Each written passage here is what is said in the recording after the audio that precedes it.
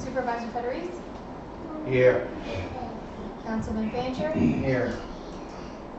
Councilwoman Mattice? Here. Councilman Proudman? Here. Councilman Smith? Gary Sutton? Here. Richard Irwin? Here. Marie Stuber? Diane Williams? Here. William Amon? Here.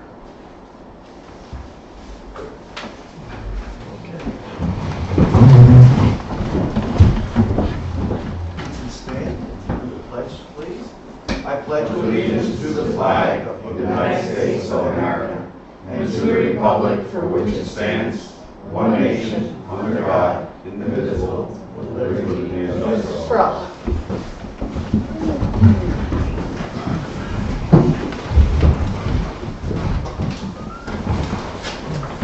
Okay. Hi. Could you please just sign in? Yes. All right. You're late. We're almost done. We actually went to the wrong address. We were waiting at the other town hall. Oh, Gilboa? Yeah. Okay. All right. They're not having a meeting tonight. We figured that one out. Okay. We're going to start, of course, with the public hearing of local law number 2 of 2022. Specifically, it is regarding short-term rental regulations. It's 3 pages. I'm going to ask Carrie to read it. If you are asking me to? No, I am not. Okay. There's going to be a lot of other resolutions, but it's been out there for about a month now, so anybody that's interested that came here has read it.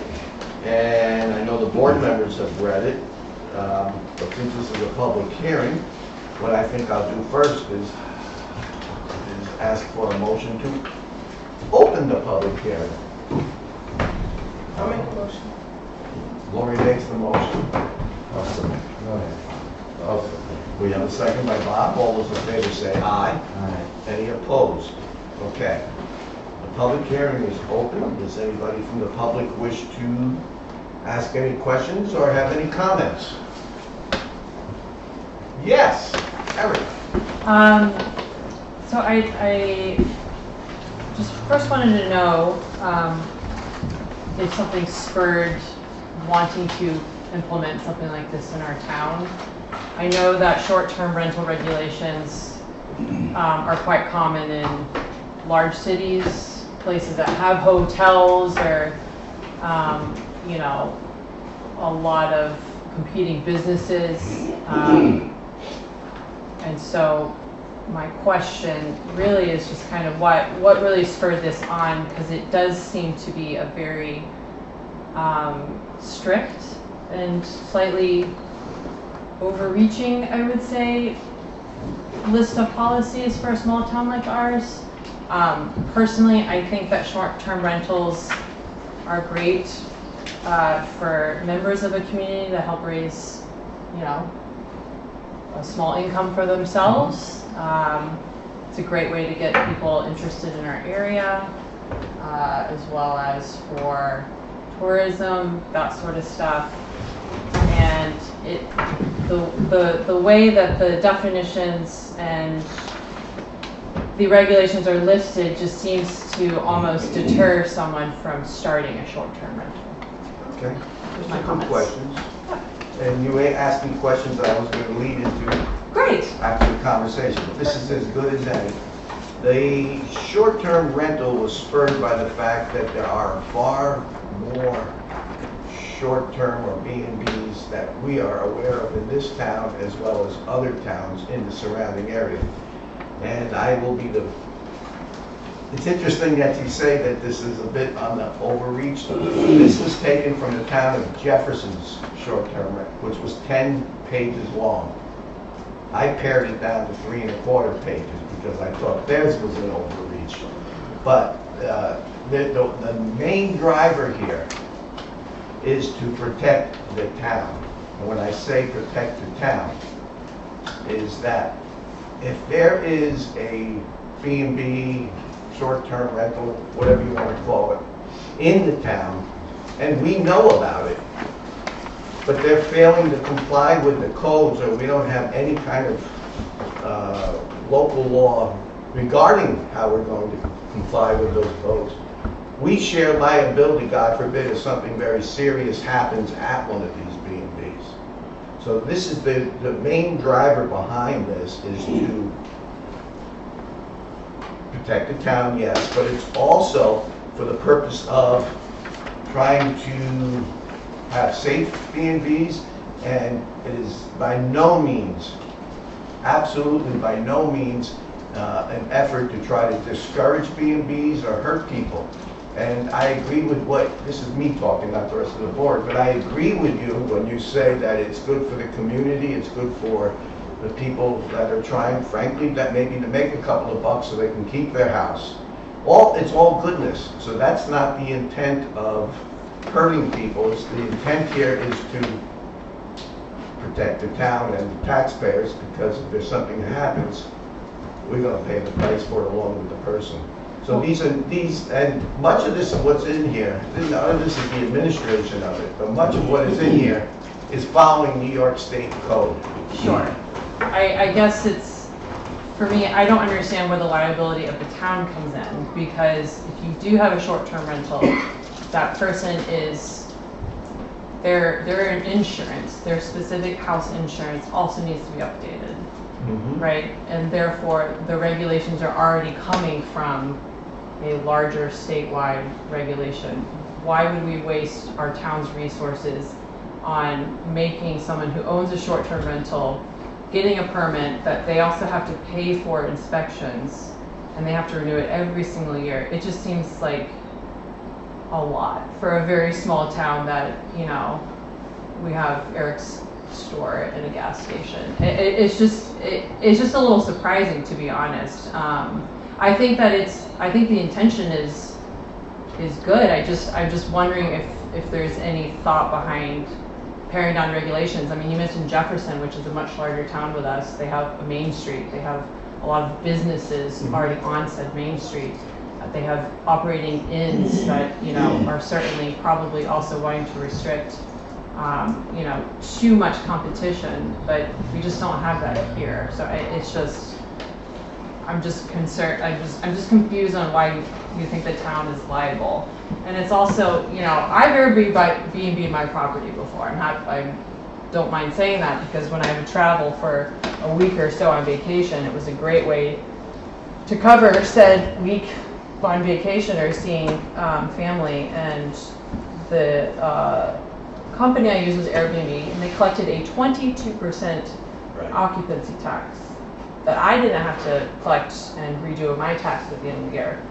It was already actually a partnership between the company and the county, and a lot of counties around New York State already have that set up as well. And So it was does. yeah, and Schoharie already has it too. And at 22, it was like great, you know, like that is a lot of tax money that can go to our small town, and obviously other towns in the county as well. That it just seems like free money almost, of like outside investment, not making other townspeople pay, you know, more taxes or anything like that, which we haven't raised taxes in this town. So it's just an interesting, concerning, you know, law for me personally. And I don't know if anyone else, maybe I'm just on an island here, but yeah. So I mean, thank you for answering the questions. I just don't understand still where the liability of the town specifically comes in, since it's already being regulated by state, like, you know, departments, and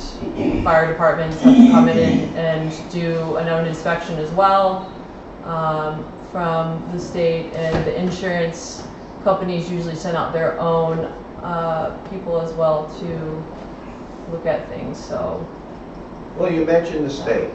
yeah. That gentleman over there is the local representative of enforcing the state codes. Okay. So the state may have codes in it, but they don't have, for the most part, in small towns like ours, inspectors that come out and do that. You want to expand upon that, Rich? I could pick up on some of the points. Of course, Bill and the town board's, you know, liability is definitely a concern, and that's probably their bigger, or one of their bigger concerns. The aspect that I approach from is safety. And if something isn't, so short-term rental is a transient occupancy, it's an R1 occupancy under uniform code, which requires an annual inspection, which requires potentially exit signs, widened stairways, just many things for safety risks. So if someone rents a room out of their house via Airbnb, you're gonna ask someone to put an exit sign in their house and, That's a place where when a municipality takes on and defines short-term rental, because the state hasn't yet, and puts a set of regulations in. This is a little, it might take a second grasp, but it actually helps people to maintain their short-term rental, or their Airbnb, whatever you want to call it, because it helps to keep, depending on the actual physical occupancy numbers, it helps to keep it in the residential code instead of the building code, which requires the building code, think like Motel 8, short-term rental or transient occupancy, if it's not in the residential code, has to meet by the uniform codes the same as Motel 8. It's strange, right? But it's, the code doesn't differentiate between your house with 3 bedrooms and Motel 8 with 30. But a municipality that has a set of short-term rental regulations helps to keep, in most cases, short-term rental in the residential code, which is much less restrictive.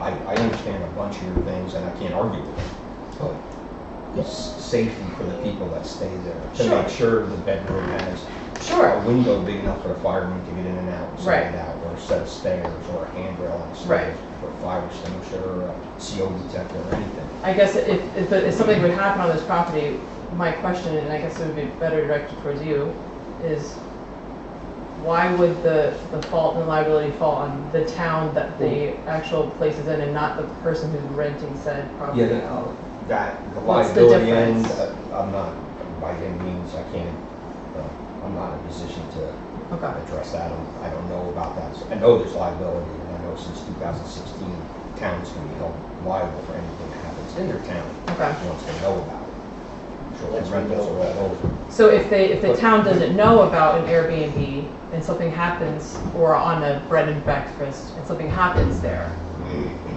Yeah. the town can't be liable for it, is I that don't correct? know the answer. You know what I mean? Like, if Yes, you're not aware. the town attorney has said that, whether it make, and you and I are on the same plane here, where we disagree, not disagree, but agree that, why should the town be liable? Yeah. Agree. But that's not the way it works. Somebody will take you to court and say, meaning the town, let's say it's yours and God forbid something happened. They're gonna sue you and our town, because we knew you were there. But if you didn't know we were there, That's right, but we would have to have a defense to say that we didn't know. But I mean, if you're advertising and in a town of about 690 people, right, people are gonna know, people are going to know. of course. And that's what drove them over in Jefferson to do that. And yes, they are a little bit bigger, but they're only still about 13, 1400 people. They're doing this also in Blenheim, which is half our population. Yeah, The codes covered all of this. Short-term rentals blossomed, exploded very quickly, and enforcement and the state hasn't caught up with defining it and following through. But the annual safety inspections, the requirements, the safety requirements, the egress requirements, are all required by state for years and years. yeah, It was typically like we would call it a hotel or a lodge, not your house. right. But the state doesn't, they don't see it differently. I don't know if that declares. Well, yeah, I mean, it does, I mean, it's difficult in our town too, because we technically don't have zoning either, right? So like a residence can be operating, this is, a short-term rental is a commercial entity as well, right? So it's like, so how, I'm also thinking of this perspective of like, anyone else in our town who may want to do this, and, you know, a lot of people are like, this is my home. What gives you the, you know, The right to the come in right and to inspect come it. in my house and inspect it. You welcoming the public. If you want to have the Yeah. public into your place, it's no longer your residence. Yeah, It's an R1, transient occupancy. So Okay. you make that decision by wanting to open your business, which it is. yeah, You know, similar to any business you have at your house. right. Um, I'm just like, Yeah, I- have you thought about the repercussions of stuff like that, and how would you go about actually making sure and I mean, I already know you're a busy man, Rich, of getting around and doing all these inspections and stuff. And second follow-up question, do you think this is going to drive people to still have rentals but not make it aware? I mean, there's a lot of hunters, hunting season and stuff like that. I know there's people who have cabins on their properties that they like to rent out during certain times of the year. Like, Sure. how does that look as far as finding out and being regulatory on it as Well, I well? guess if you know about it, I have to do something about it. So you're depending on the public to tell you when something's happening, or? You know, There's not too many secrets in Coleman. I was gonna We can say, just go on Airbnb and put our Yeah, zip code. if you punch in Conesville or Pretty simple. Gilboa, No, I understand that, They all but pop does up. everyone see, I'm talking like, I'm just asking big picture questions here, right? Yes, we're a small town now, but we may not always be a small town. Like, is this something that we really find necessary at this moment? the state requires just about everything that's in there, other Okay. than the good neighbor stuff. I guess I would consider a set of short-term rental regulations, a condensed version of what their state requires, specifically the R1 transient occupancies, and then the good neighbor stuff. Take care of your garbage, you'll tell your guests to stay on the property, things like that. You won't have your guests over on the neighbor's pond and their Sure. paddle boat or something. Sure. Good neighbor stuff, noise, Yeah. things like that. So does that mean then that there's a noise ordinance that will be coming out of this as well? I don't Because we know. also don't have a noise ordinance. Yeah, I don't even know if Conesville talks about Okay. noise specifically. It very well may, And the intention of this is not to harass people that, actually, I'm trying to encourage them. There are some people that have reacted to this, trying to discourage people from doing this. And I don't agree with that at all. But there have to have some order to it. Yes, I like the idea of an old, small, rural town, something you might see on the Hallmark Channel, and it's so cute and quaint. That's all great, but Yeah, at the end of the day, right. whether we like the New York laws or not, the code enforcement laws, they're there. And it doesn't matter how local you are, how big or small, that responsibility for enforcement lies with the municipality. Okay. Fred, you wanted to say something? Yes, I think this is a great proactive measure for the town, so I'm all for what's in here. What I had a question on is section F, number 8, the proof of liability insurance. I want to make sure that we don't allow people to rely solely upon the Airbnb built-in insurance, because that insurance and New York State Fire Code don't necessarily jive so well. And what happens is, if there's an incident, the people, let's say there's a fire and something happens and it burns the neighbor's shed down, for argument's sake. The fire code and the way it works with Airbnb is they will fight tooth and nail to not pay any claims, to basically say, we'll be secondary coverage on your primary. And they force you to try and be this primary secondary. And I have known people that have had problems trying to get something for a year to be repaired that was damaged by an Airbnb next door. And that was because they had that Airbnb, whatever it's called, Air Insurance or Air Pay, whatever one of their names. But I think it would be very important that people have real true insurance, not just the one that comes with the website, because that's really just a teaser to get people to rent their properties with them. It's not really helping. It's just like a facade, if you will. But Rich, when you would ask for insurance, you'd want to see an insurance that you made for out saying that they have this particular, not what it says on the website. The typical thing that I ask for is the declaration page from a commercial policy. Right. It's not the homeowner's policy saying I have insurance on my home. Something that has transient stated in, every company has a different verbiage for it, but a commercial policy for a business. a commercial policy. So you can't amend your homeowner's policy.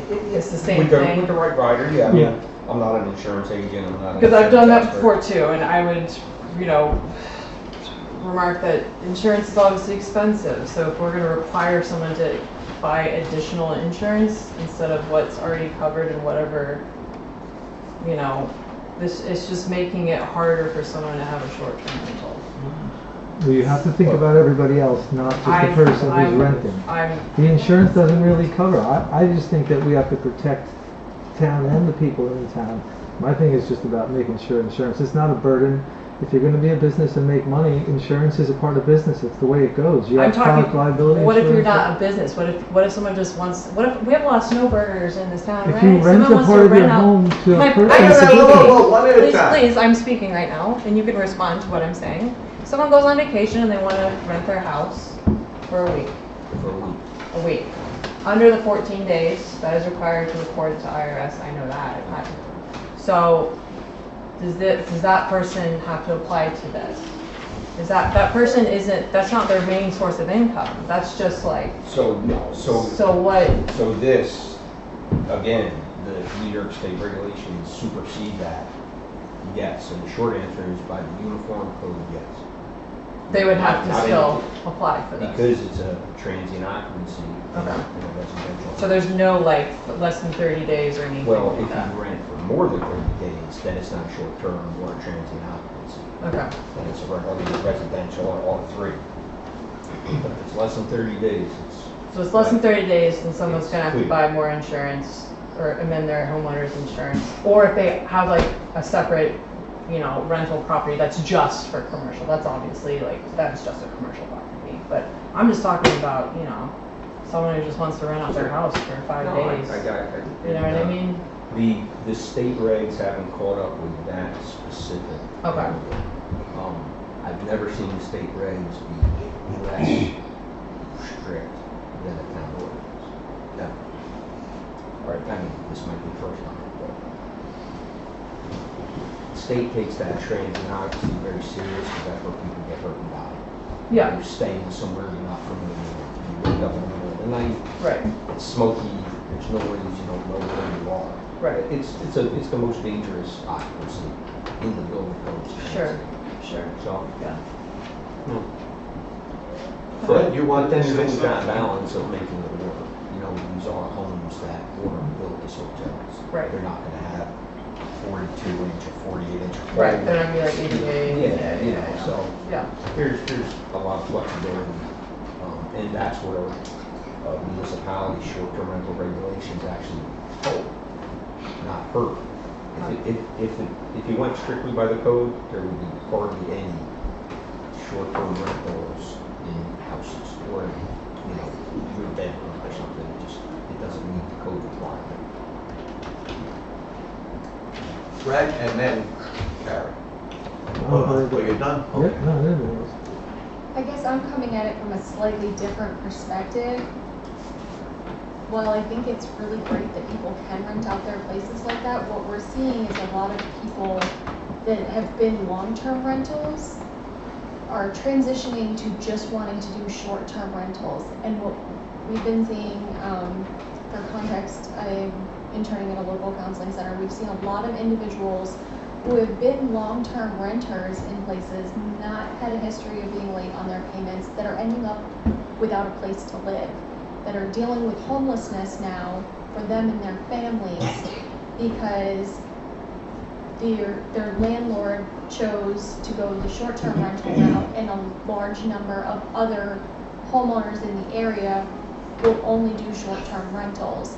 So I think that's something to be cognizant of. You know, while this is great and it is an opportunity for, you know, local people to bring in some money and maybe travel a little bit and do things like that that they may not necessarily have had the chance to do in the past, are we doing it at the expense of our friends and our neighbors and our families? So, We yeah. may very well be. However, are we going to dictate how somebody uses their property for their own use because of the consequence? Is that the responsibility of the town? I don't know if that's necessarily the responsibility of the town, but I think that raising that question and just making people aware, because I've taken phone calls in here of people asking me, how do I evict my tenants because I just want to do Airbnb. Sure. Not my circus, not my monkeys people, I can't answer that question for you, but I'm gonna tell you if you do that, you're kind of a crappy human. So, No, I remember we talked about it. I was mad that day. No, it's a good point. But can I add one thing to her point that she's Sure. making? Go ahead. Wyndham Mountain, because of the same issue, has taken on a motel in the town of Wyndham, and they're renovating it, and they're putting up their workers there because all of the people can't get short-term rent. They can't get a place to stay because everybody wants the Airbnb. And all the restaurants, all the different businesses in Wyndham are struggling trying to keep people that can even get to work because they got to come from far away because everybody's Airbnb in their house because I can make money. So they're all making money at the expense of then the restaurants have to raise all the prices, and then everybody's like, why are things so expensive? So there's a ripple effect, and thinking about it long term, I think as a town, proactive measures before we become a bigger town is never a bad thing. It's always better to be ahead of the game than behind the game. So however we can do it, I mean, we want to make it so people could work here. I mean, what if no one could afford to stay in their house that works in the highway department? What happens then? Then we have nobody plowing our roads. So what are you saying, we should not allow them, or? No, I'm saying that the What's regulations. the answer then? But I'm saying, you know, Carrie's point is right. We have to make sure that if people are going to do it, that it's by the book, by the code, Yeah. making sure that everybody is protected, neighbors included, because everybody gets affected. You know, someone makes money. Usually that person is having a jolly somewhere in another country or down somewhere else, while the neighbors, the town people around are the ones going, what's going on over there? Or how do we handle the influx of more people with emergency services? We're already stretched with emergency services. What if all of a sudden we have 10 houses that are Airbnbs and you have 6 people per house every single weekend? Do we have the facilities with emergency services to handle the stupidity that comes with renting a house? It happens. Stuff happens. It's just the way it goes. So we have to think about these things.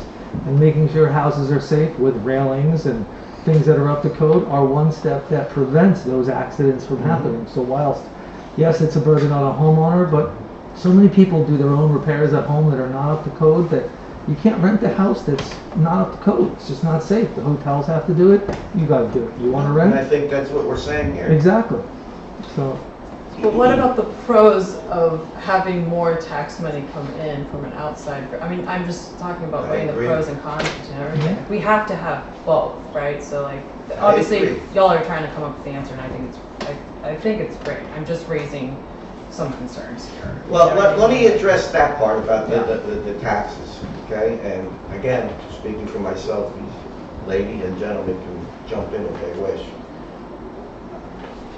If these homes that they want to use for B&Bs or whatever they want to call them, are improved so they can meet codes, it would stand to reason that those improvements would be captured.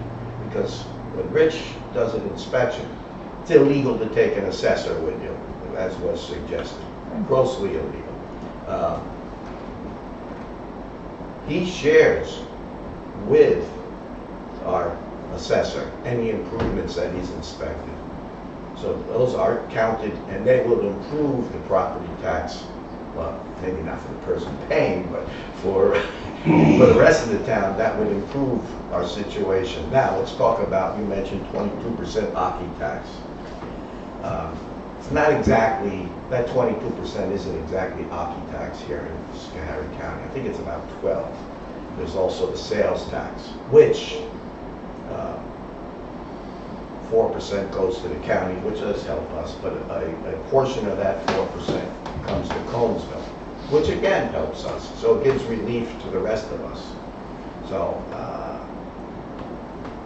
I think, I don't have any numbers, you know how big this box is that we're talking about. Right. But I do believe it would improve the, I don't know how much, the tax situation for the rest of the folks in town. And as far as the emergency services are involved, yes, there's always a chance that there's something that could go wrong, but that's being partially funded. Nothing is for free. And if we want to grow the town, we're going to have to expect people to come into the town. Correct. And you guys were on the rescue squad, you remember, I mean, on Memorial Day weekend was one of our biggest weekends, and it was mostly because yahoos didn't know how to drive four-wheelers, get in an accident. That's true. But we've never seen anything like, well, we can't keep up with all the emergency activities. There's some, probably, if you have 60, 70, 80 people in town, not every weekend. This isn't Wyndham Party Town, USA. Like some people, you know, and I understand that. I understand that. So, on balance, by the way, the 10% or 12%, I forget what it is, Aki tax, true Aki tax, is plowed back into promoting the tourist and businesses and attractions, like your place. So, as a point, we don't put that into the general fund and use that to, I don't know, buy an ambulance or things like that. So the Aki tax is good. Most people don't even think of that and they pay it. Right. So, anybody else have any comments, questions, remarks? I have one. Two people have, it's not a bad idea.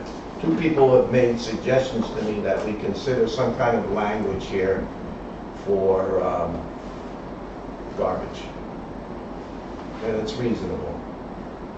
So I came up with some language I'd like the board to consider if we're going to go forward with this.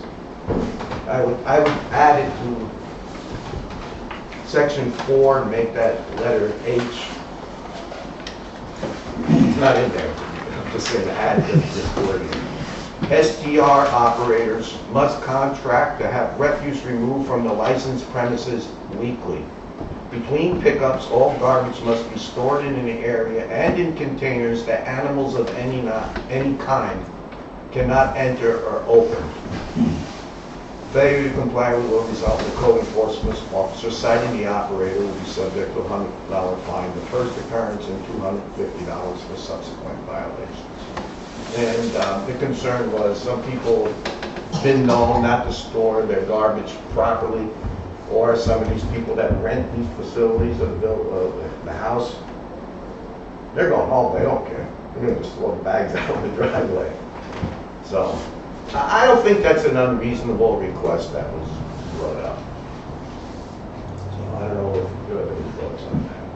Or as a matter of fact, we're all talking. You guys have any opinions? I think that's necessary. You were about to say something. Yeah, you can put them in things to keep animals out, but it's hard to keep some animals out. No The matter big how- ones? Yeah, you know. Mm-hmm. I know. I wish some people that live here full time and don't rent would follow that, but that's a different story. I mean, some of us are a little bit reluctant, and I'll admit I was when I first heard about this, but the liability thing is what really got me thinking about it. I mean, everybody likes to think of us as quaint and different, and we still are. Otherwise, people wouldn't be coming here to rent something out. But it's hard to keep people working here. And I'm not saying this is a panacea.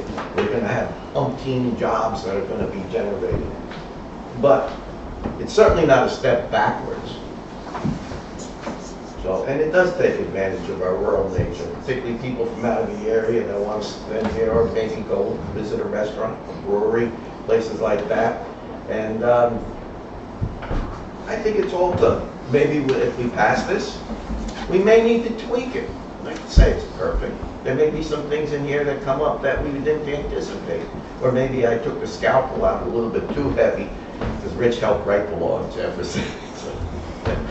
But that's what they want. Oh, there.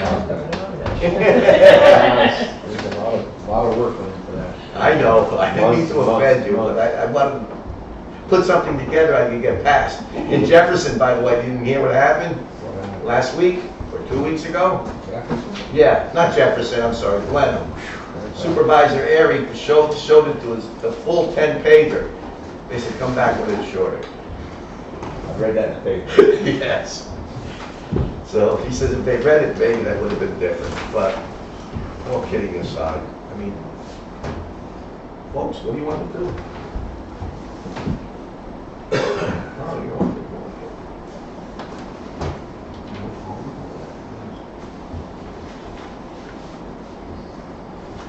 Right, like if we do vote on this, it would be to approve it as amended.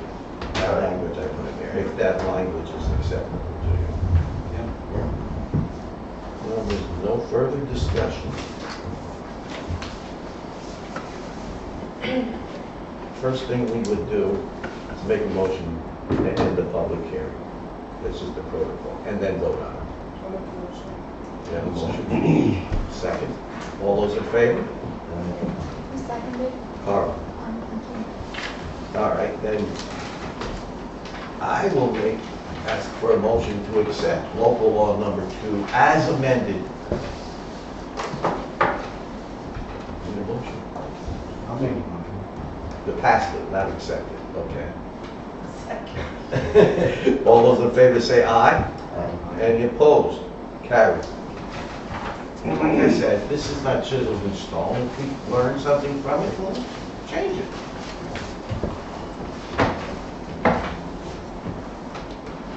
Do we have any privilege of the floor requests? There weren't anyone I checked, but we had a couple of people come in late. Did you have any issues you wanted to raise? Okay. You're looking at him like he wanted to say Do something. you have a copy of that actual? Of the law? They should be one of All right. Moving on then, need a motion, if you agree, is to adopt the October 10, 2022 meeting minutes. Make a motion. Lori makes the motion. I'll second it. You have the second. All those in favor say aye. Aye. Any opposed? Carried. Okay. Assessors report. Okay. Dear board members, the office is open starting November 1st from 10 to 1. I don't expect many visitors in the office at this time of year. I have gotten calls asking about tax bills, which I redirected to the tax collector. I have had 2 more meetings together with Broome and State Liaison County Real Property Tax and North Loss to continue with the valuation process for the revaluation that is due for 2023, which has previously been done every 3 years. The process is almost complete for determining values, and then an individual review will have to be done on each parcel to assure a good percentage of accuracy. The review uses market value of sales from 2018 to 2022, so we are not just using the higher values that occurred in the last 2 years. There is an averaging out using the older scale as well. I will be meeting today with the county, at the county building to finalize the values. Enclosed are 2 vouchers, one for her and one for Mark Loss for mileage. Raised to her. Thank you. Does that mean she's here every Tuesday? I'm just looking for the day. Yeah, it was too. So it's every Tuesday she'll be here? I believe it's Tuesday, yes. From 10 to 1.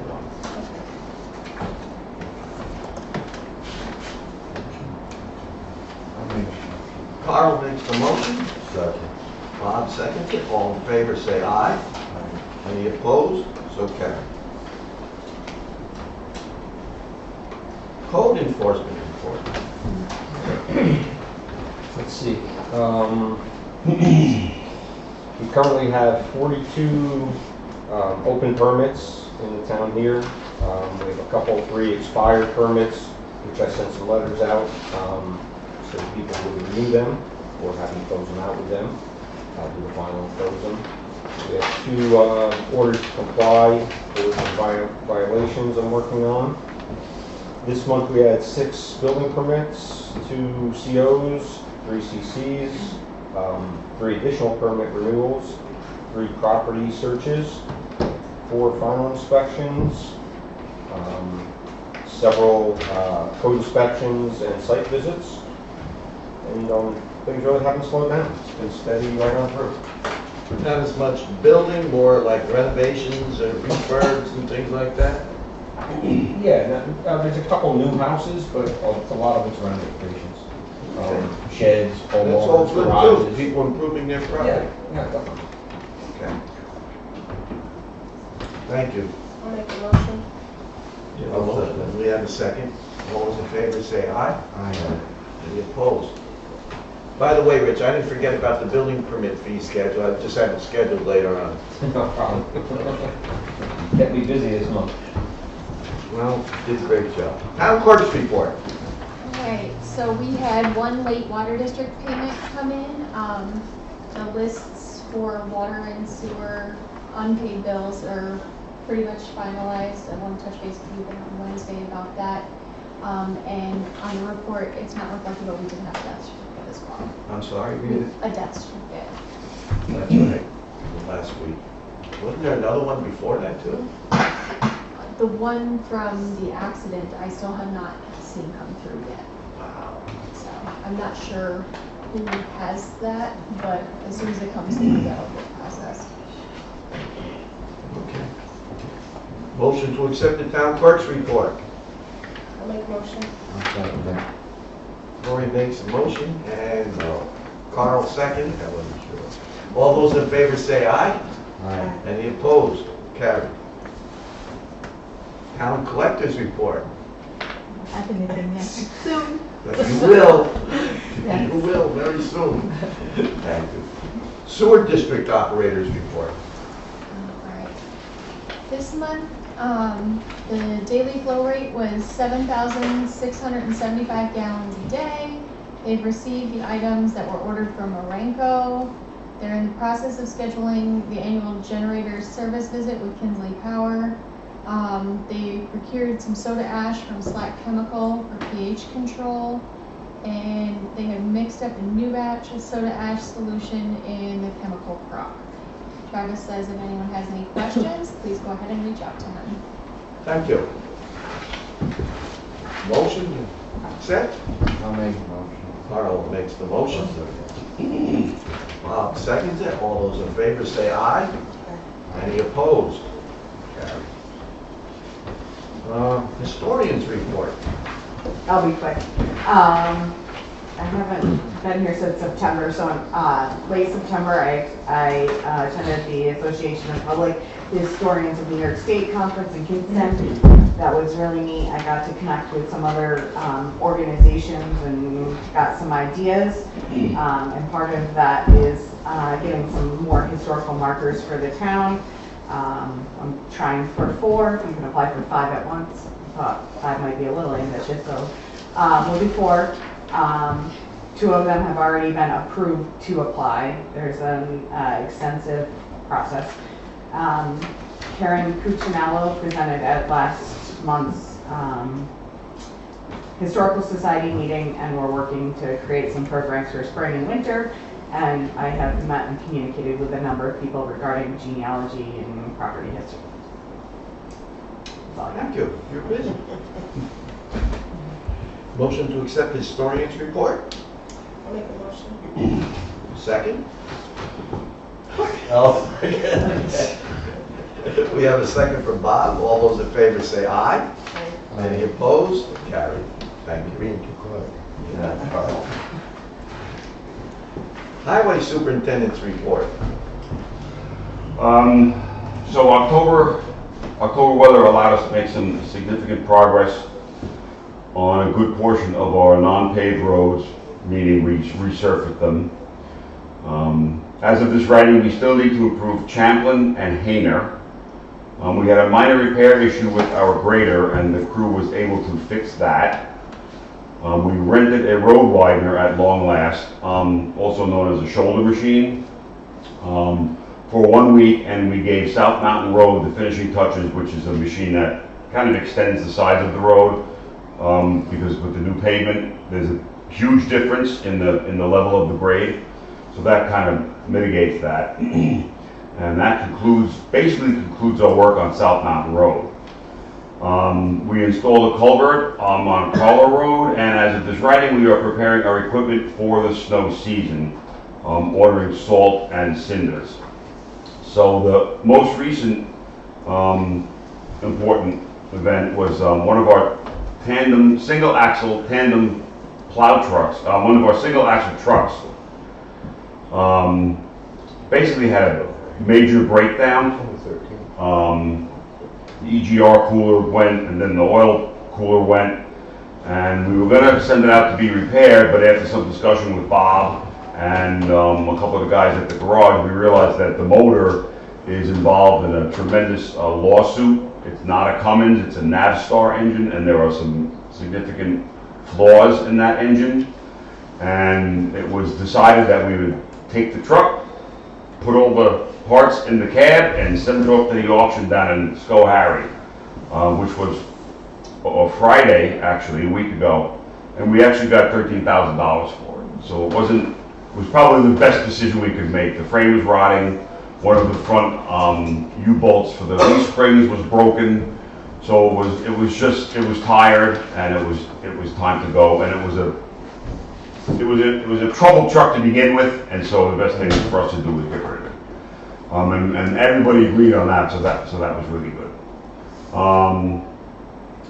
And so I finished my tenure as I started, preparing for snow.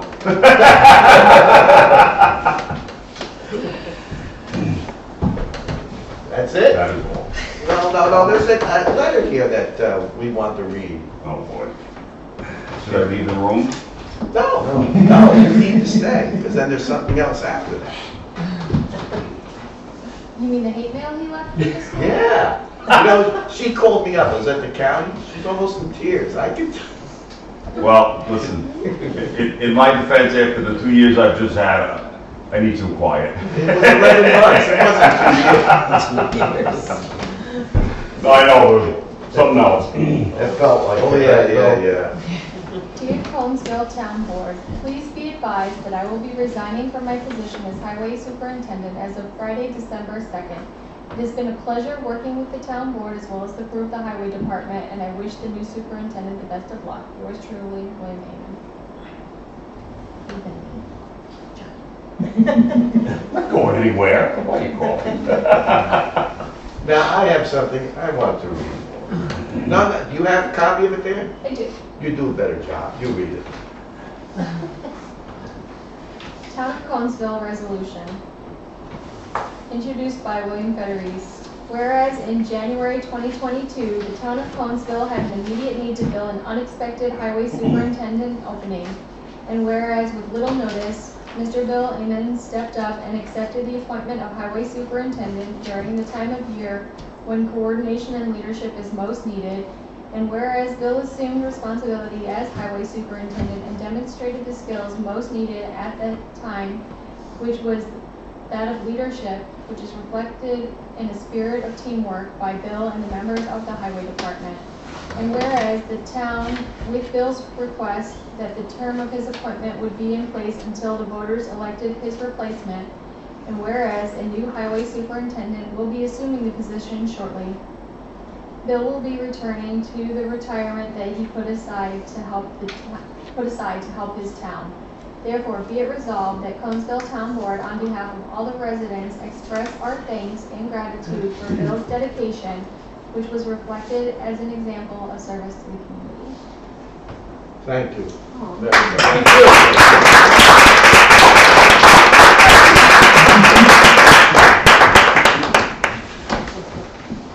So there's another piece of business that follows this.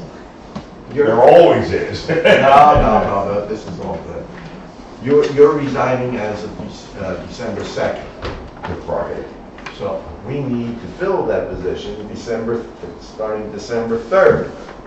We already have a highway super that's been elected for January 1st. So I'm making the motion that we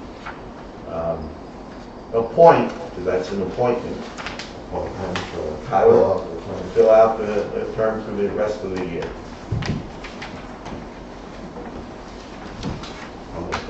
Okay, we have a motion from Bob, do we have a second? Second from Carl. All those in favor say aye. Any opposed? Carried. I'd like to say that this is unfair. You got more votes than I did. Well, I mean, there's the little issue of you didn't run. Just saying. I do have that was a resolution, so we do need a roll call. Which one was? The recognizing. Oh, yeah, you're right. He got teary eyes and he wants to. No, I didn't. Yes, you did. Don't ever say that. Yes, all right. Well, you're absolutely right. I offered it, somebody has to second I'll it. second it. Okay, sorry. All right, so, Councilman Fancher, Aye. Supervisor Federici, Aye. Councilwoman Mattice, Aye. Councilman Proudman, Aye. Councilman Smith.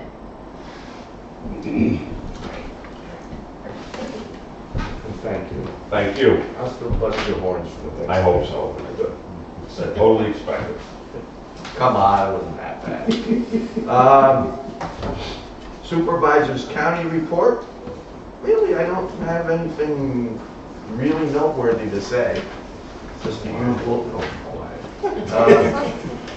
No, I really don't. We have a county administrator, he's going to do very well, and I'm easing off on taking over those responsibilities.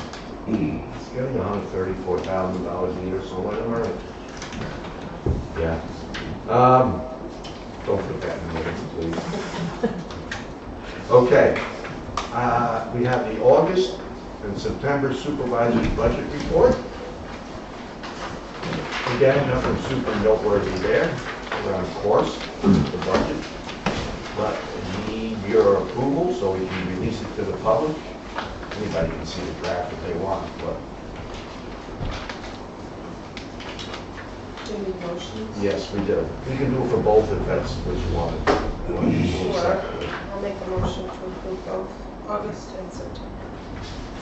I'll second it. We have a second. All those in favor? Aye. Any opposed? Carried. Moving along.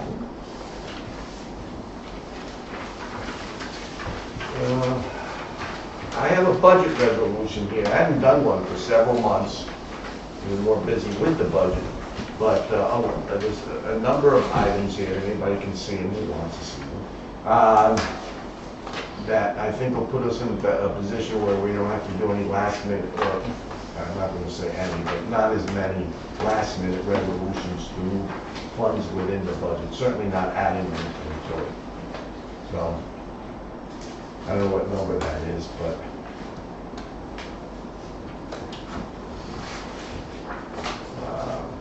take a look at it if you get a chance, and if you, and then discuss it and or vote on it.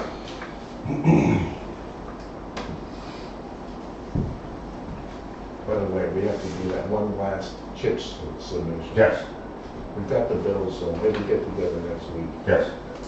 No problem. Listen, Mom.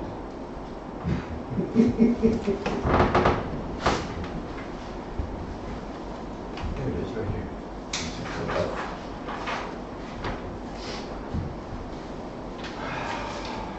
A lot of it's routine stuff. Some of it is, just as an example, the money that we got from the state for the JCAP grant, meaning with the improvements that we've done, like the new heating system, by the way. By the way, I learned it. I read the book. Oh, when in doubt, read the book. When in doubt, go to YouTube and figure out how to operate it. The trick is if you want it hot, hit the turbo button.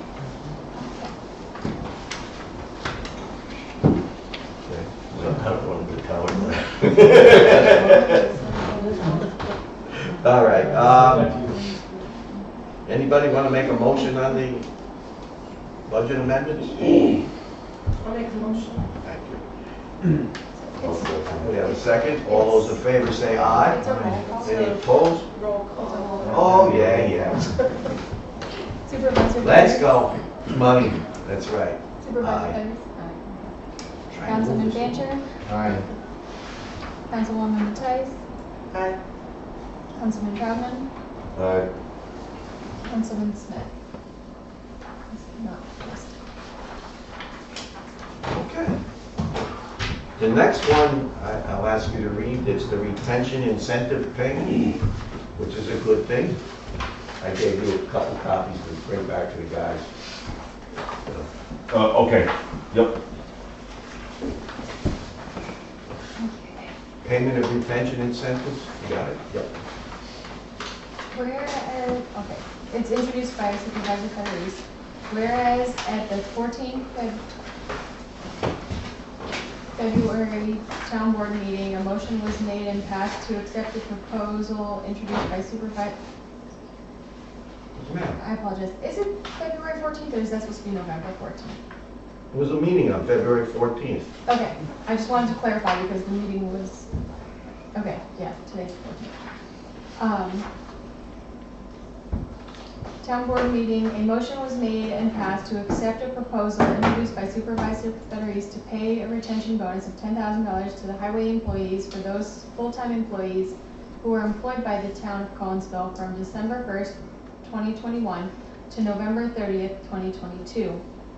Whereas those full-time employees hired after December 1st, 2021 would receive a prorated retention bonus based on their time employed from their start date to November 30th, 2022.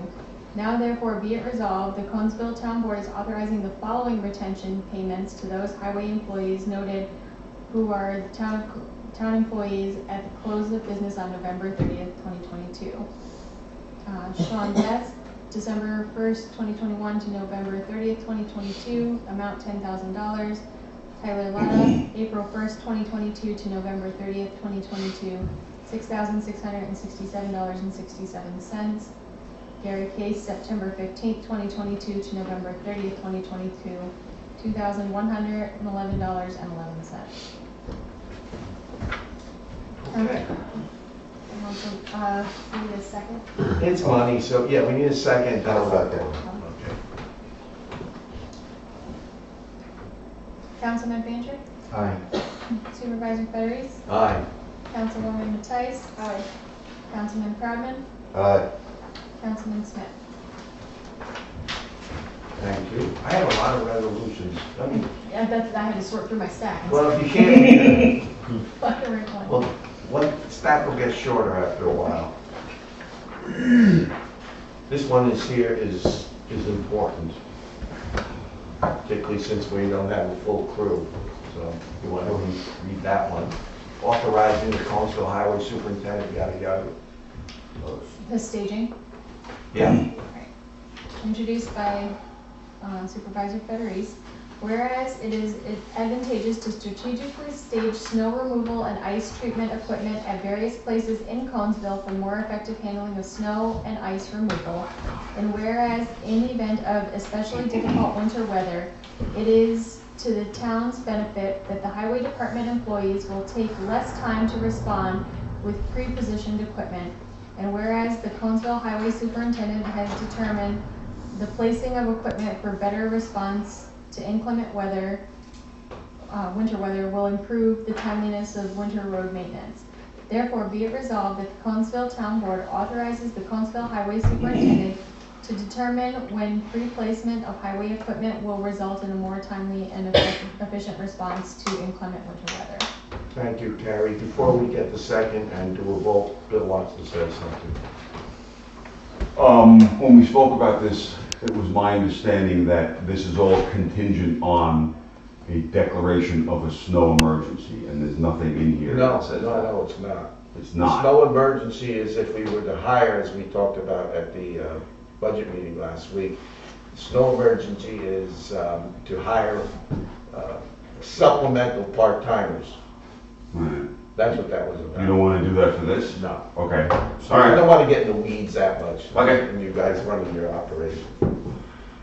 So if we approve this, are we saying that town employees can just take trucks home with them? No, Going forward? no. Means that the highway super has to say, look, there's going to be snow coming during the night. I'd like to load their truck up. But no, to take the truck home, the super can do that, but but the rest of them, no. This is not take the truck because you need a ride to work tomorrow morning. Okay, well, the way it sounds to me, I think Carl thought the same thing, to stage the trucks in different areas of the town before a storm. Well, yeah, it just happens to be, we're not better than the guy's driveway. So then you are saying take them home. No, only when we have bad weather. I mean, if it's a nice day, oh, there's nothing going on, keep the truck in the garage, please. I'm, I'm just thinking, because we used to do this with school buses, and it works fine until one of those trucks doesn't start when it's 10 So, to 0. exactly, that's what I'm thinking Oh, too. it's not in the garage. Yeah, but, I mean, if it's gonna be that cold, that's gotta be a consideration then. But I mean, if it's only gonna be 20, 50, 20, 25. It's a great idea until the truck breaks down in somebody's driveway. Yep. I can only think of 1 or 2 or 3 driveways, but but the emergency thing is separate, but, we're giving the highway super some discretion. Certainly not a Benny. I think something to think about logically is, and obviously it may or may not have been a problem in the past, but if an employee, if there's so much snow that an employee can't get out of his driveway to get to work, to plow the roads, he's of no use to the highway department until he can do that. So this may or could be something that facilitates this person getting to work. Yes. I think that's Well, the big part thrust of it. behind it. That's the very, very big part of it. Now, if we were at a full crew, this wouldn't be as urgent. Yeah. Right. Well, like Carl says, until the weather gets cold, you know, it would be good for them to get out, they can hit the roads where they're at and go. Mm-hmm. But like Carl says, you gotta be careful with the extreme cold and. But if it's extremely cold, usually if it's 5 or 10 below 0, you don't normally have nothing inside. Don't say that. Well, But I know better. yeah, I know, but usually it's a little bit warmer when, When it snows, yeah. yeah. I mean, it's, Again, like I say a lot of stuff, we learn from what we're doing and we may tweak it or throw it out. Now, and thing is, as long as the vehicle can be parked safely in the driveway. So I don't believe Sean's gonna be able to put a truck in his driveway. He's already Unless said, he count has us a out, count me out, right? Sean said he Yeah. doesn't want to do it. Can't force him. No, so So, he couldn't fit a truck in his driveway anyway. no, he can't, so, I mean, Maybe maybe one of Be the the- 550 he could, but, with a plow on it, you're pushing it. yeah, I know. Tyler might not even really do this, so No, but it's an option. it's an option and it's up to him. Right. But we thought it would be a good idea that this would be board approved. Especially when we're shorthand. Maybe when we're not shorthanded anymore, he might throw it out the window. Yeah, that's fine. Yeah. That's fine. He should have that discretion. Yeah. We're not gonna second guess him on that. No, It's his not. call. And Tyler's got good head on his shoulders, I'm sure he ain't gonna put the trucks out there in the cold all night. No, or if it's like 83 degrees. Right. So, does anybody want to second that? I'll second it. We have a second. And I already have it introduced, so we'll do the roll call. Councilman Fancher? Aye. Supervisor Federici? Aye. Councilwoman Tice? Councilman Proudman? Aye. Councilman Smith?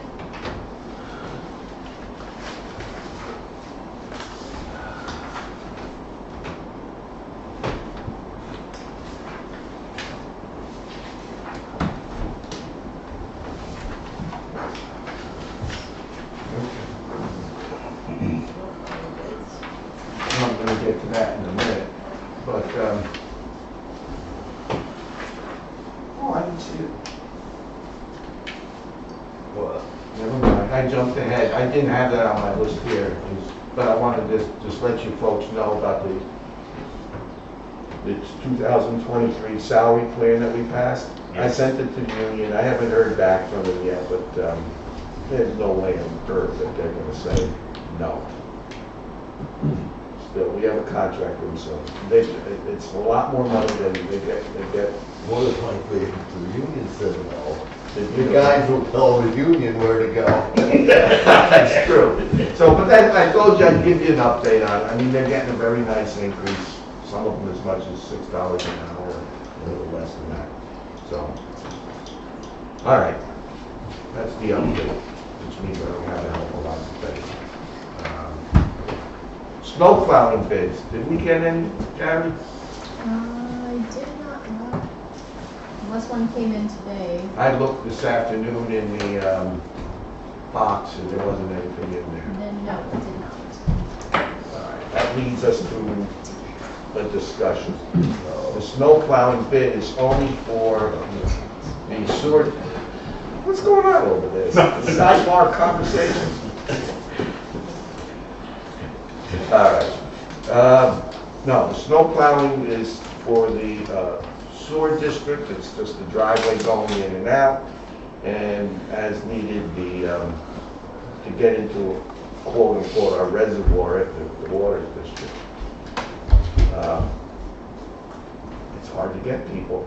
Is that gonna go back out for bid again? So, I don't know why.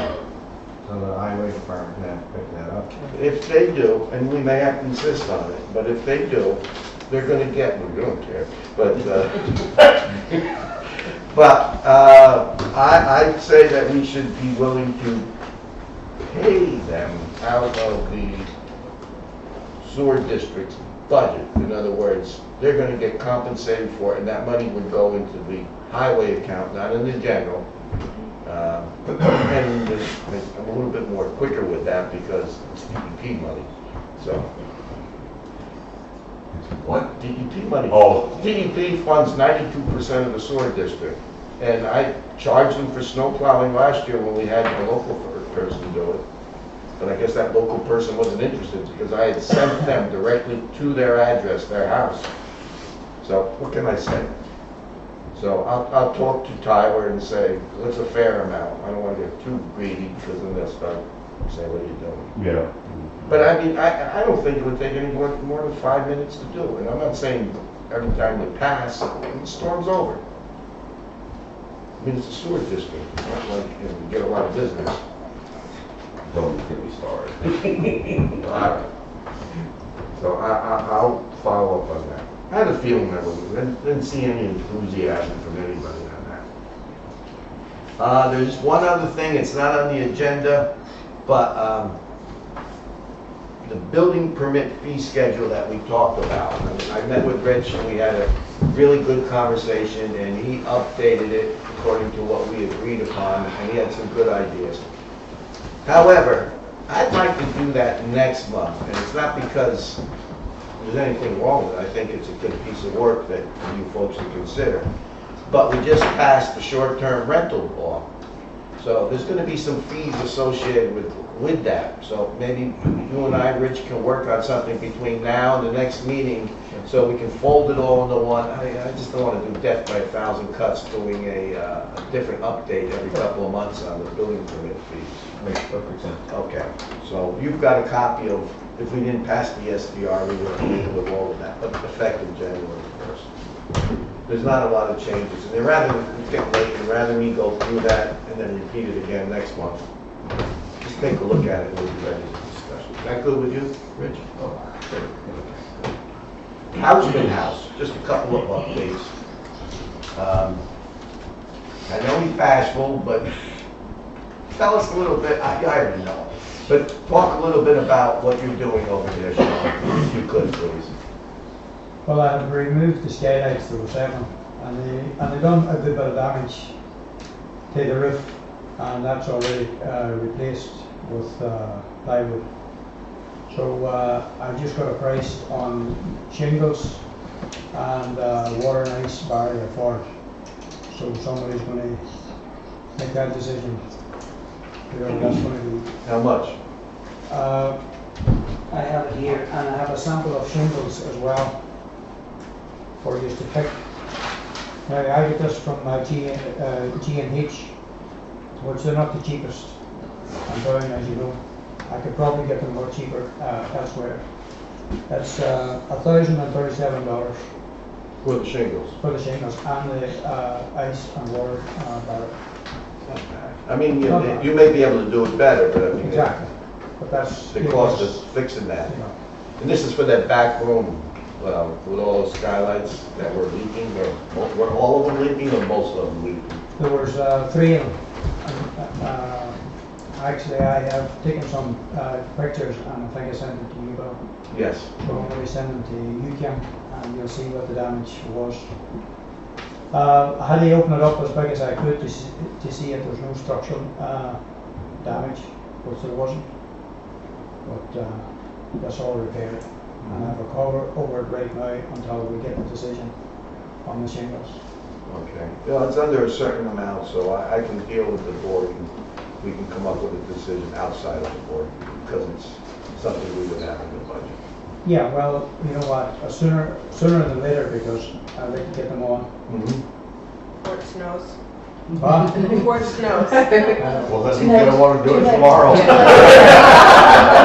the word right out of my mouth. Do you guys want to look at colors right now and tell them, give them the go? We have an account with G&H. Oh, yeah? Yeah, so there's no money changing hands right away. Let's see the. Oh, yeah, he says that. Whoa, I just want to see a receipt for shit. So this is what they have here. These black dots is the ones that they have and stuff with. Okay. And then this will be the design. What's the warranty on these? I could not tell you. Well, they never write anyway, they're always wrong. Was it sort of a brownish color like this? No, it's more of a dark color that's on them right now. Actually, it's not actually there, but it's something, it's similar color. But look, this really matters. It's not that everybody going to be looking at it. No, just go for the cheapest one. Go for the cheapest one.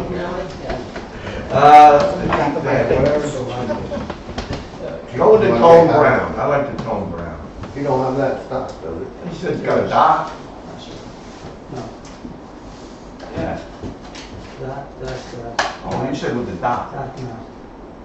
Dot in that. Yeah, and then there. 6, that's all I have. That one? Red? No, that one.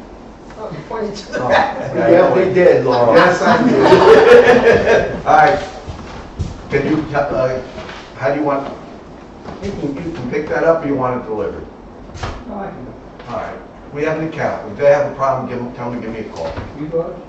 Thank you. And it's going to be, which one? This one. Yeah, these guys are trying to confuse me. The bottom one? Yeah. You You got it? sure you don't want it delivered? Done. Not that heavy. How many bundles? 5 square. Okay. 3 rolls of, ice and water.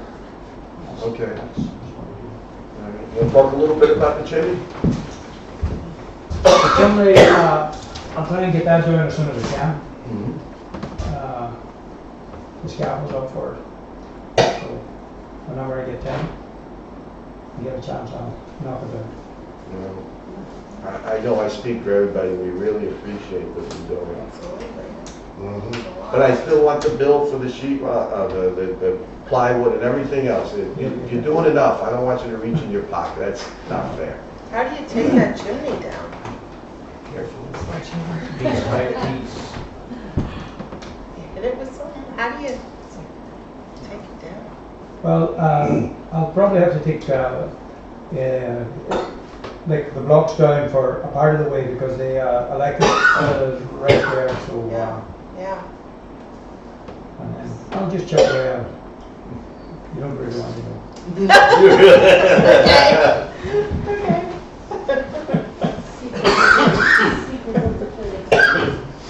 All right. And I had Aaron Wilson. Yeah, we got the water. Should we wait for you or keep it moving? Keep moving. Okay. I had Aaron Wilsey, who, by the way, did the work here on the electrical, give me a quote. Just find the numbers.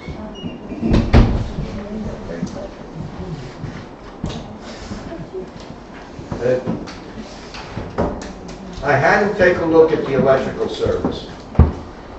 And the electrical service isn't all that great. It's because of the basement, hasn't been heated or cooled or anything.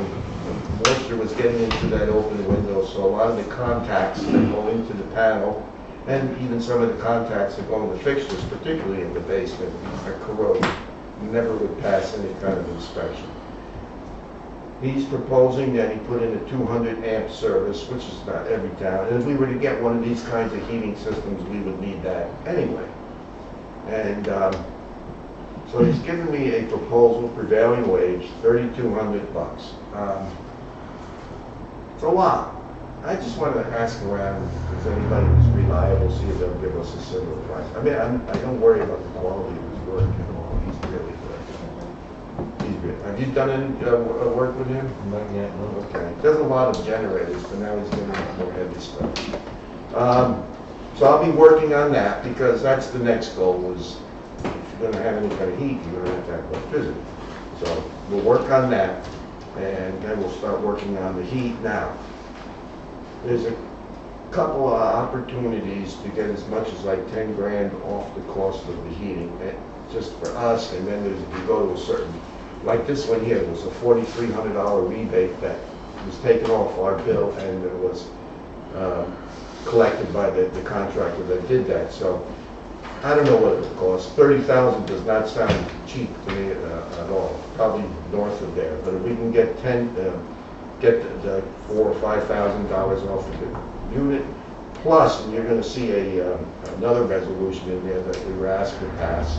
The state is giving credits towards $5,000 or even $10,000 towards heating and cooling systems for things that we did. And this thing that we just put in gave us like $4,000, not $4,000, but 4,000 credits. The LED lights that we did, the energy efficient other stuff over at the town barn a couple of years ago. It doesn't have to be like within the last year or what you're doing now. So, because we're not going to have a ton of money to spend on this place next year, considering our tax situation, and it's a lot of money. But I'm going to start looking for other sources besides the town. And I mean, I think we still can get a few things done. You know, with the budget that we passed the other night, last week rather, with no increase in the property taxes, and that was because, of course, that we didn't want to slam people in the ear where they're already they're pieces of the sheet. It's all but we had to, so we're trying to look out for them. Because but at the same time, that doesn't mean we pay less for our, well, actually we do, we don't pay sales tax. But it's not going to be easy to spend as much as I was hoping we could spend. But you never know, we can work on a couple of opportunities. Especially like, they don't know it yet, but the O'Connor Foundation has been very generous to Conesville in the past. So maybe we can talk to them. Which was a nice segue, because there's another, I'm sorry, they're all piled up. All right. Resolution, adoption of the New York State Unified Solar Permit. I did not write this, but it was suggested. If anybody can do that for me, I'd appreciate it. Whereas the town of Conesville duly adopted the New York State Fire Prevention and Building Construction Code to provide minimum requirements to safeguard the public safety, and whereas the town of Conesville code enforcement officer who administers and enforces all provisions of the New York State Uniform Fire Prevention and Building Code and the New York State Energy Code and the Conesville Code, and whereas the town of Conesville requires the issuance of building permits for the construction, enlargement, alterations, repairs, removal, or demolition of any building or other structure, and whereas the New York State Uniform Fire Prevention and Building Code regulates the design, construction, installation, alteration, and repair of equipment and systems using solar systems, and whereas the New York State Emergency Research and Development Authority has developed a New York State Unified Solar Permit that reduces the cost for solar projects by streamlining municipal permitting processes. And whereas the town of Conesville desires to promote the streamlining of the application process for small-scale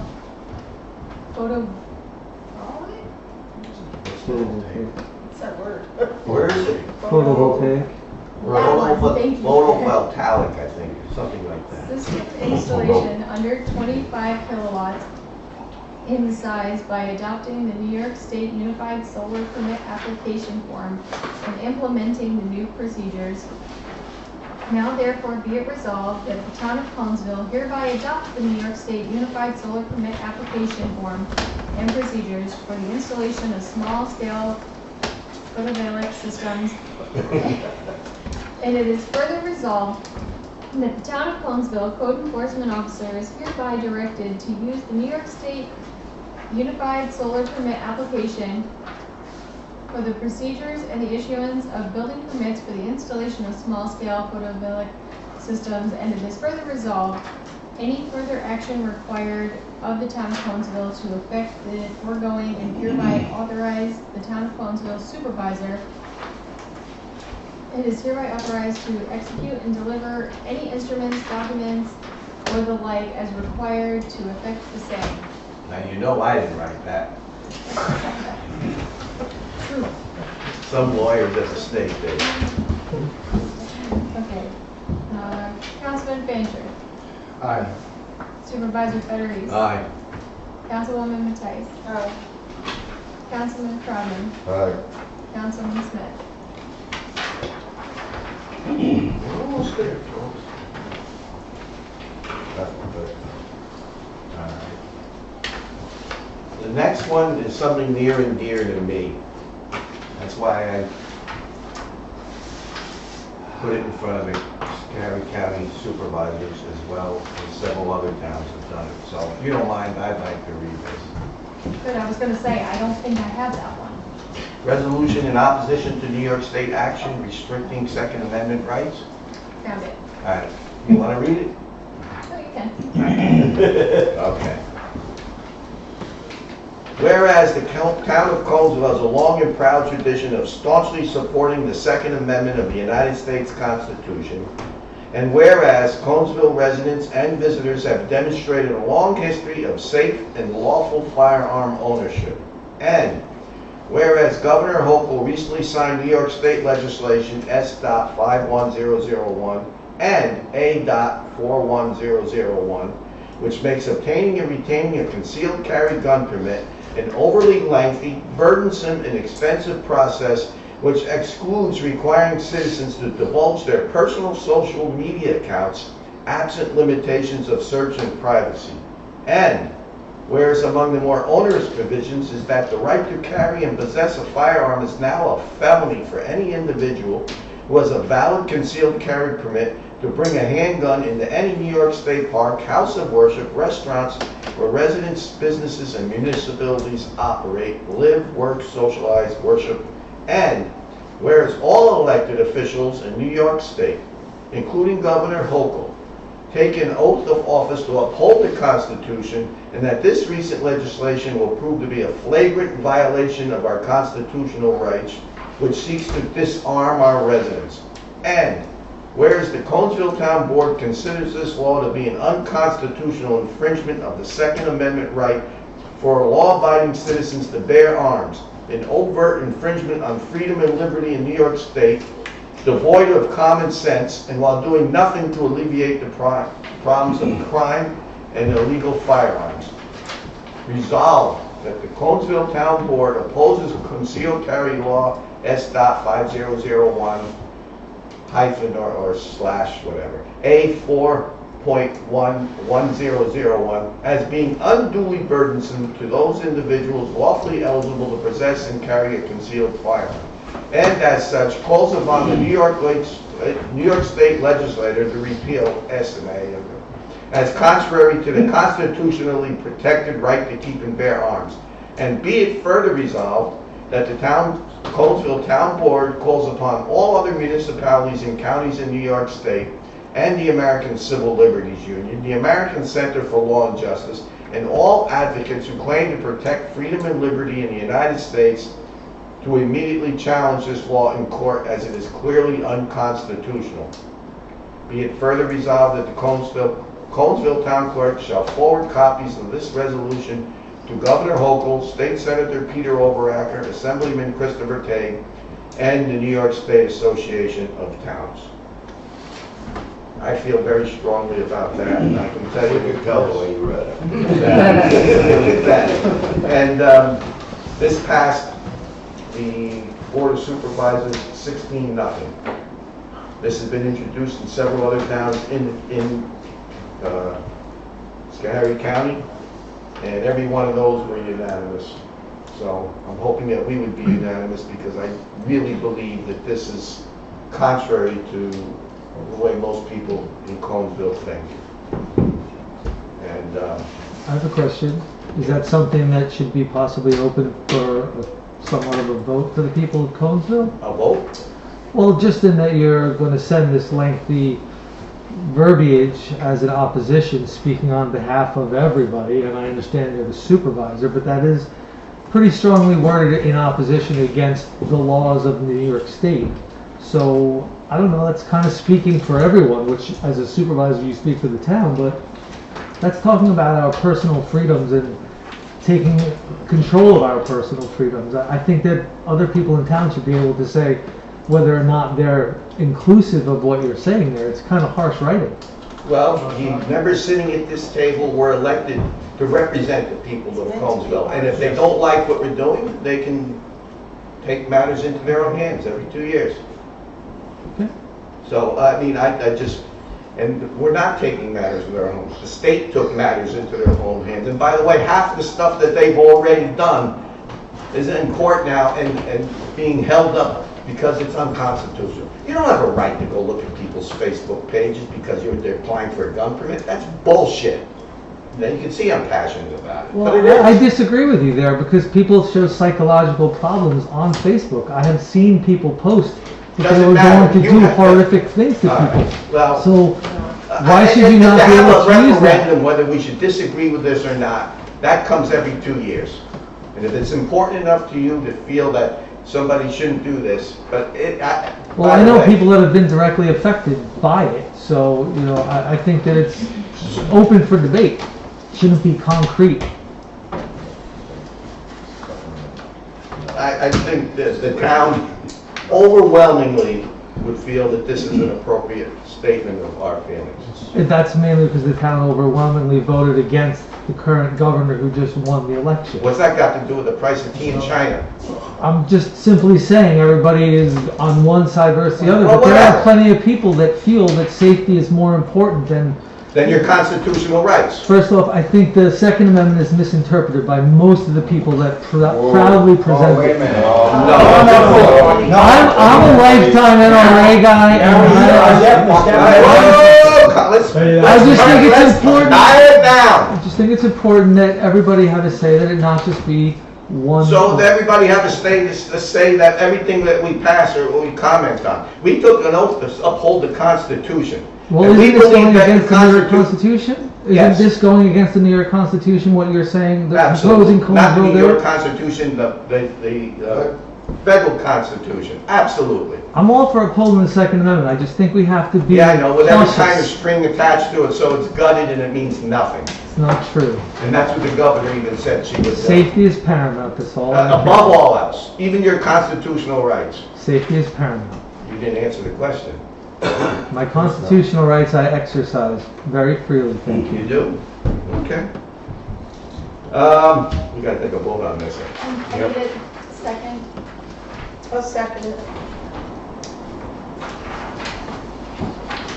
Councilman Fancher, Aye. Supervisor Federici, Aye. Councilwoman Matthijs, Aye. Councilman Crowden, Aye. Councilman Smith.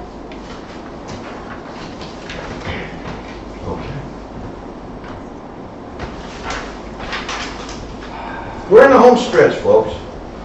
Really. Usually we wait till December, but I'm going to ask you folks if we could schedule now so people can, they have plans or they can work around them or whatever. The year-end meeting as well as the organizational meeting. And looking at the calendar, you have to give the bookkeeper, Kelly, enough time to get this done So I'm asking if we can do the year-end meeting on December 28th at 7 o'clock. Usually that's just approve the bills. December 28th? Yeah. So where is it, I think? Yes, and that gives Kelly 2 work days to, What time? 7 o'clock? Yeah. All right. Now, the other one is January 3rd, which is our annual organization meeting. And January 3rd is a Tuesday. Can we do it at 7:30 instead of 7 that day? 'Cause I have a feeling I'll be up at the county at 5 o'clock for ours. I just want to, especially if the weather's inclement. January 3rd. Yeah, 7:30.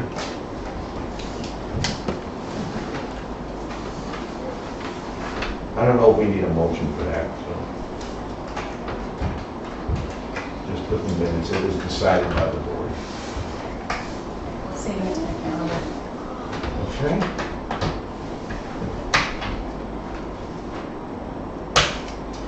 You guys have anything? You ladies have? Ladies have anything? Singular.